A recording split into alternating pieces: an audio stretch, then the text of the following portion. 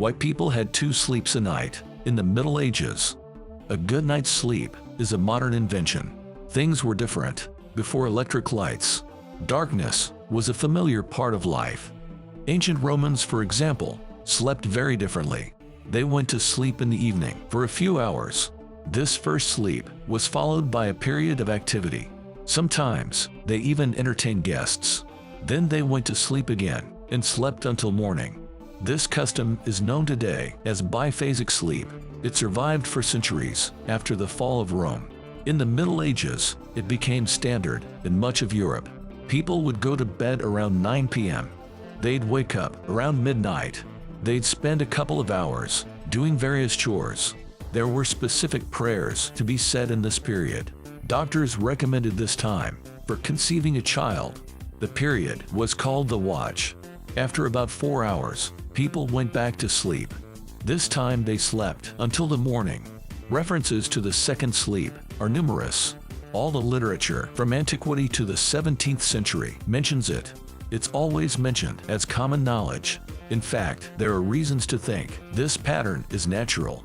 Psychologist Thomas Weir did a study in the 1990s. A group of volunteers experienced 14 hours of darkness a day. This lasted for a whole month. The subjects were free to sleep as much as they wanted. By the end of the experiment, their sleep patterns had changed. They slept for 4 hours, woke for 1 to 2 hours, and slept for 4 more hours. This is known as photoperiodicity or circadian rhythm.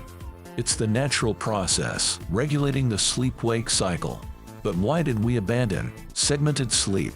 It began in the late 1600s. The first reason was street lighting and home lighting. Before the 17th century, the night was always dark. Of course, wealthy people could afford to burn more candles, but they had no reason to stay up all night. Then the Reformation came, followed by the Counter-Reformation. Protestants and Catholics would hold secret services. They gathered at night to avoid persecution.